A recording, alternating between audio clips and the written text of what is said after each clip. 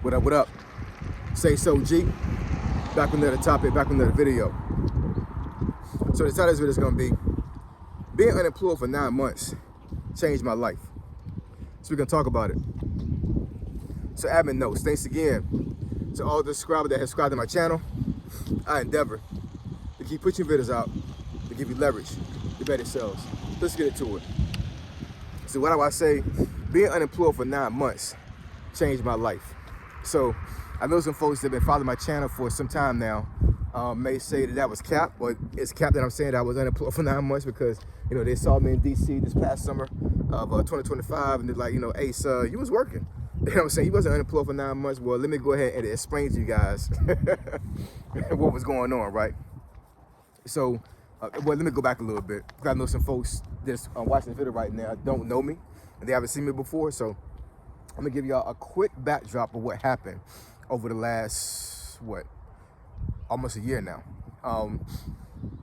So back in March, I was the victim of Doge, right? So I had a job that was a nonprofit, but I worked for a government agency, right?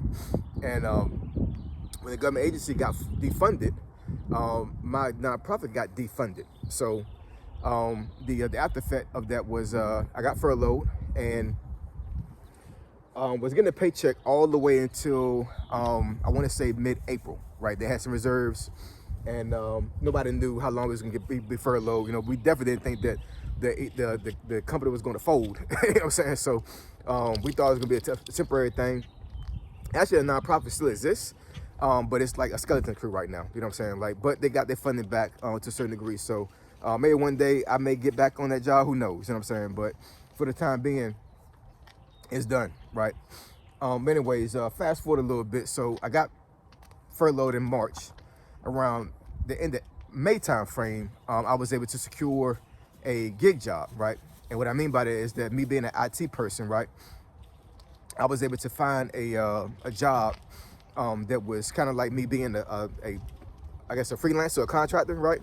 And I was able to, you know, to do some gig work for like fixing computers and setting up networks, things of that nature, right? So that was a 1099 job. What I mean by that is that, like, when I file my taxes this year, I'm gonna have to file a 1099 for that particular job, not a W-2, right? So to a certain degree, that's not being employed. That's being a freelancer, right? I didn't have, you know, I didn't clock in or anything like that, right? I did set my hours, and I stayed with those hours as far as, like, you know, when they expected me to be at work and when they expected me to leave. But I didn't have necessarily a boss, right? They gave me a job. I finished the job, and, you know, I reported my findings and all those other things. And, you know, I didn't answer to anybody to a certain degree, right? Other than the person that was actually, you know, working with me to make sure that these projects were going to be taken care of. So once again, that was a 1099 job. That wasn't a W-2. So technically, I wasn't a employer of that company. I was a freelancer, right? I was doing contracting work. So that's the reason why I say I was unemployed, right? I was getting income, but it wasn't the same income I was getting before, obviously. That particular freelancing work only lasted for almost 4 months, I think. So I started it in the end of May. And that particular gig work ended around the end of August, right? So from August until January, the first week of January of 2026, I was unemployed, right? So that adds up to roughly about 9 months of not getting any type of income when it comes to a job. And man, it was rough. You know what I'm saying? But, you know, in hindsight, I appreciate the time that I had with my family, with my wife and kids and my extended family.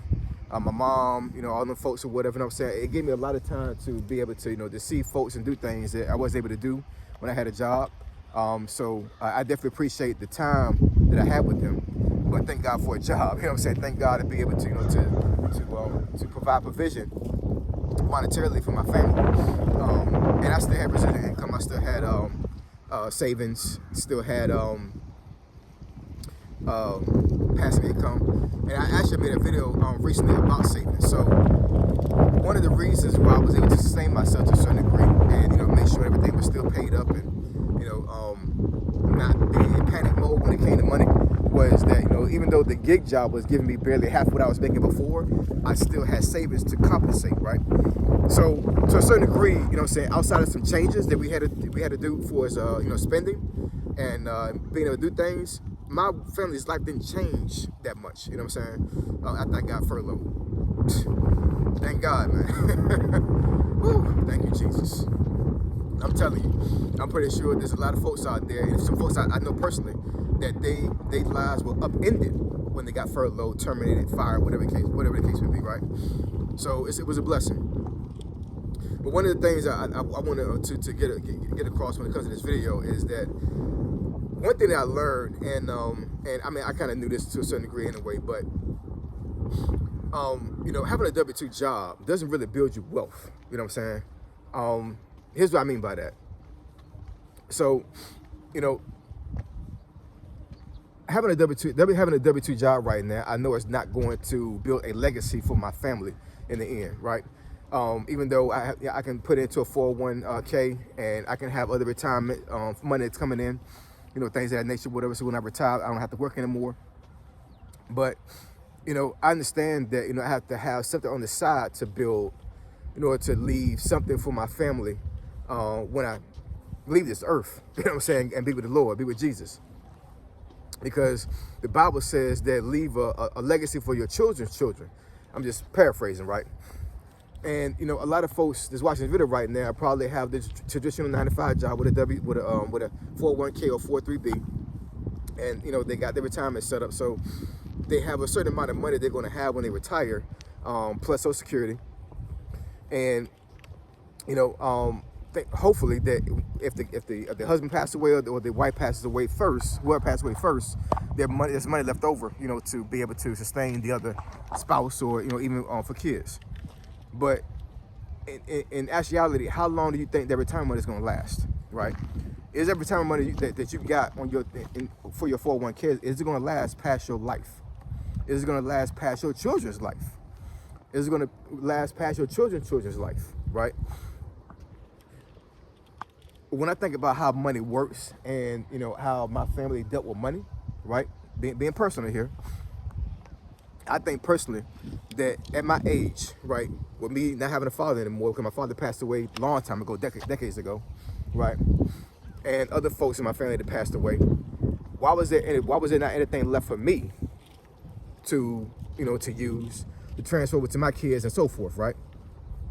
There was no monetary legacy left for me at all. And I'm not complaining about that or whatever. I'm saying it is what it is.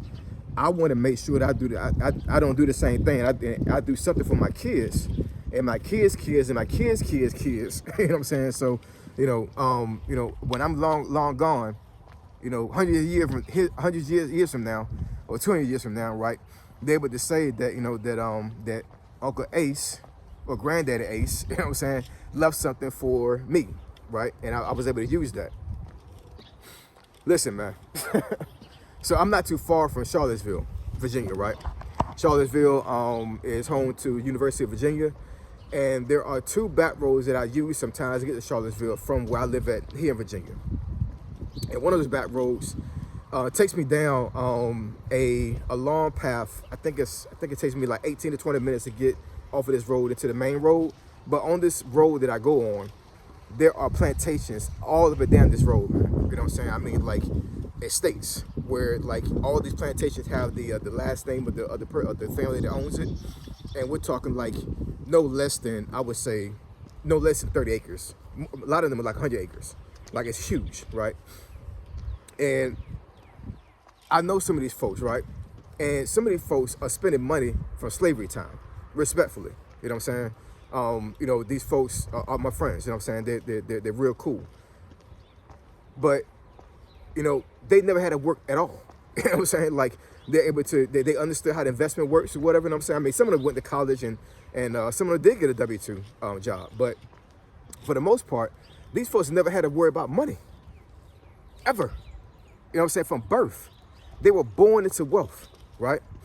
And, you know, these folks, you know, got ancestors, whatever, that lived over 20 years ago, and they still spending money from what they ancestors had, right? So that's all to say is that, you know what I'm saying, that if you have a W-2 job right now, not to say to quit your job, I'm just saying, like, just think about what can you do right now to leave a monetary legacy for your family, right? And, you know, being unemployed for those 9 months really had me thinking about that. It really did. So anyways, drop some comments, comment section below. Let me know what y'all think. I appreciate y'all. I love y'all. And I'll catch y'all next video. Say so, G. Signing out. I'm gone.